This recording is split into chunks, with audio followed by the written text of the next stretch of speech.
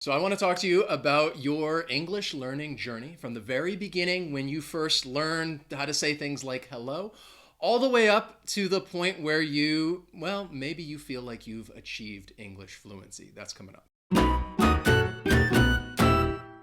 Hey everyone, my name is Wes. This is Interactive English, the channel that it's all about just helping you practice and improve your English skills. And in today's lesson, I really want to focus on a specific topic, and that is learning English is about the journey and not so much about the destination. That's what I want to focus on in today's lesson, is talking about that journey instead of just solely focusing on the destination.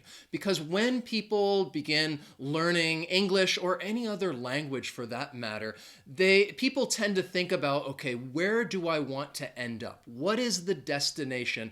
And for many people, I think when it comes to learning a language, that is fluency. People want to be fluent in a language, or at least they want to achieve an advanced level. And that goes for just about anything. If you're learning how to play an instrument, or you want to learn how to play a sport, I think people tend to think of that destination first, and that becomes a goal. And it's like, okay, this is the point that I want to get to. This is what I want to achieve. And that's not a bad thing. I think it's always good to think about, well, what is your long-term goal? Where would you like to end up? But that should not be your primary focus, especially at the beginning.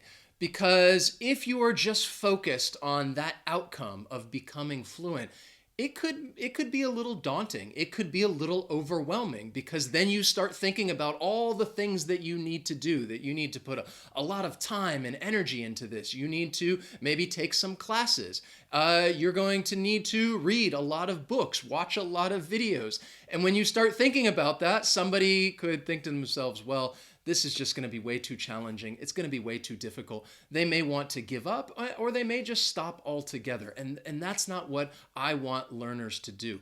But when you look at it another way and think about the journey that you're going to go on in order to reach your fluency goals or whatever destination you may have, if you can appreciate the journey, then that's going to make it so much easier for you. It's also going to be a lot more rewarding. Think about people, the people that you're going to meet. You're going to make new friends. You might have work colleagues that you work with these people and you're able to speak the language. So there are so many different connections that you're going to make along the way, no matter how much time you spend learning the language. It could be months, it could be years. I think you're also going to learn a lot about just the world in general, because the people that you meet, the experiences that you have, it's going to teach you a lot about culture and other countries and communities. So when you learn a language, you're going to learn a lot more than just the language. It's really going to give you a different perspective on life. And the only thing I can do is relate this back to my own experience when I decided that I wanted to learn Spanish. So I want to tell you a little bit about my language journey learning Spanish, and I'm going to tell you in Spanish. So I will put some English subtitles up there so everyone can follow along. And I'm sure that if you speak Spanish, you may see some differences between what I'm saying and the subtitles, because yeah, I make mistakes. I make mistakes all the time, but that's okay. So let me take a moment and share my journey with all of you. Okay? Bueno. Al principio, cuando yo decidí que yo quiero hablar otro idioma, yo quiero hablar español, yo estudié en la universidad por un año solamente, y estaba aprendiendo cosas básicas como ¿cómo estás? ¿Qué tal? Quiero comprar una cerveza, cosas como así, como te dije, yo estuve un estudiante. Y después de la universidad, después de graduación, yo fui a trabajar en un restaurante para ganar un poco de dinero y pensar, ok, ¿qué voy a hacer con mi vida? Y yo tenía la oportunidad de conocer otras personas de otros países y practicar mi español, porque estaba trabajando en la cocina. Y había una persona de Argentina y también había dos personas de Guatemala. Y cada día yo podía practicar español con ellas. Estamos hablando no solamente sobre trabajo, como la comida y cosas como así, pero hablamos sobre su vida y su país y la experiencia viviendo en los Estados Unidos. Y por eso fue una oportunidad muy profundo de practicar mi español y aprender también. Y después de trabajar en el restaurante, yo fui a Costa Rica. Y yo fui al país de Costa Rica para trabajar. Y estaba trabajando con una organización que se llama Habitat para la Humanidad. Y este es una organización que ayuda a personas que no tienen una casa. A mí me gusta la misión de Habitat y mi posición en esta organización fue coordinador de los voluntarios y yo estaba ayudando a los voluntarios que vienen a la oficina, ayudándolos como conocer la ciudad, buscar apartamentos, cosas como así. Y fue una experiencia increíble. Y cada día yo estaba mejorando mi español poco a poco.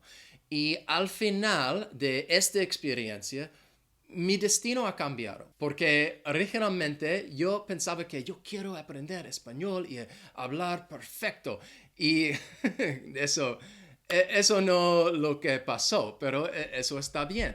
El destino ha cambiado a un destino donde me siento más cómodo. Yo me siento cómodo hablando español, conversando con otras personas, un destino donde yo no tengo vergüenza hablar español. Y la verdad, este video que estoy grabando ahora mismo, eso es la más español que yo he hablado hace mucho tiempo. Y es bueno, estoy practicando la lengua ahora mismo. Y obviamente hay mucho más que necesito aprender, como vocabulario, gramática, necesito mejorar mi pronunciación. Pero en este momento estoy en un lugar, un destino que me alegre. Y eso es lo más importante. And that's really what I wanted to stress, that you are just happy with where you're at, because if that destination changes after you meet different people or have different experiences, that's perfectly normal. But in the end, if you are happy with where you're at, then to me that means that you really have appreciated the journey that you've taken and you really value those friendships and you value those experiences. I also think that if you are able to appreciate the journey, then you may not mind certain delays, because I think for most of us that's bound to happen, where we feel like we have a delay in our learning and that we're not making as much progress as we'd like to.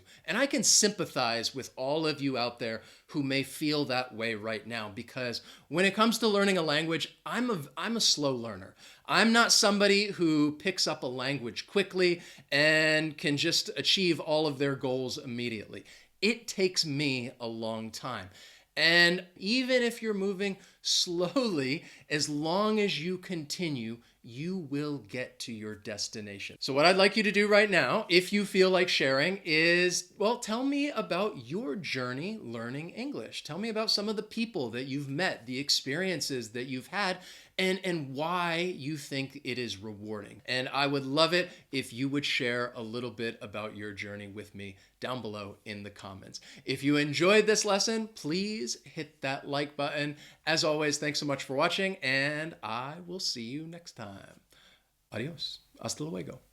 Nos vemos. So long.